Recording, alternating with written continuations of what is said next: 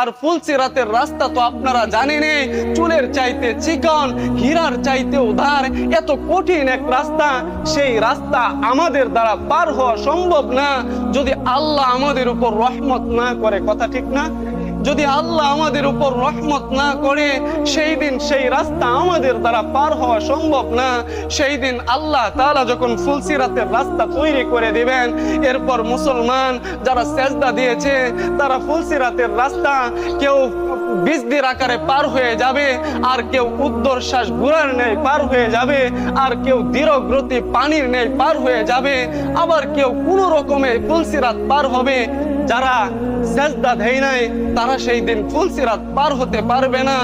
এরপর শুধু তাই নয়, আমি এই ঘটনা বলতেছি এজন্যই, বুখারী থেকে ঘটনা বলতেছি, যে যখন সবাই পার হয়ে যাবে, আল্লাহ তাআলা সেদিন কেমন আমাদেরকে ভালোবাসেন, রহমতের কেমন জোয়ার সেদিন আল্লাহ তাআলার খেলবে। আপনারা শুনেন, যখন সব মুসলমান জান্নাতে যাবে, যারা দুনিয়াতে সেজদা দেয় নাই, দুনিয়াতে সুদ খাইতো, ঘুষ খাইতো, তারা ব্যতীত সবাই যখন জান্নাতে চলে যাবে, এরপর তাদেরকে জাহান্নামে দেওয়ার পরে জাহান্নামের সেই আগুন যখন তাদেরকে গ্রাস করে নিবে, আর তাদের চিল্লানি যখন জান্নাতীদের কানে যাবে, জান্নাতীরা ওই পারে গিয়া আল্লাহর কাছে বলবে, মালিক, জমিনের মধ্যে তাদের সাথে আমরা এক সময় নামাজ পড়তাম, কোনো গুনাহের কারণে তারা মসজিদে আসতে পারে নাই। আল্লাহ, সেই জায়গায় আমার মা দাঁড়িয়ে আছে, আমার বাবা দাঁড়িয়ে আছে, আমার বোন আছে। আল্লাহ, আমি তাদেরকে ছাড়া জান্নাতে যাব না। সুবহানাল্লাহ। সেদিন তারা জান্নাতে যাইতে চাইবে না। এরপর আল্লাহ তাআলা বলবেন, যাও, আজকে তোমরা যে যাকে চিনো, আজকে তোমরা তাদেরকে জাহান্নাম থেকে নিয়ে জান্নাতে চলে যাও। সুবহানাল্লাহ। এই ঘোষণা দেওয়ার পরে সবাই তাদের চিনা মানুষদেরকে দৌড়ে দৌড়ে জান্নাতে নিয়ে যাবে।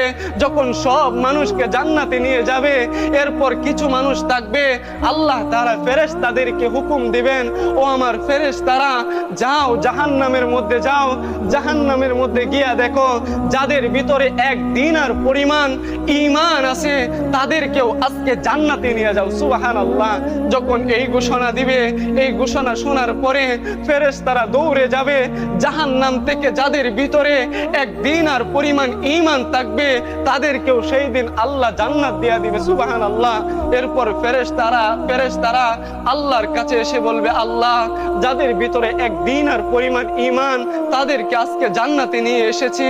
এরপর আল্লাহ আবার বলবেন, আবার যাও, গিয়া দেখো যাদের ভিতরে অর্ধ দিনার পরিমাণ ঈমান আছে, তাদেরকেও আজকে তোমরা জান্নাতে নিয়ে যাও। সুবহানাল্লাহ।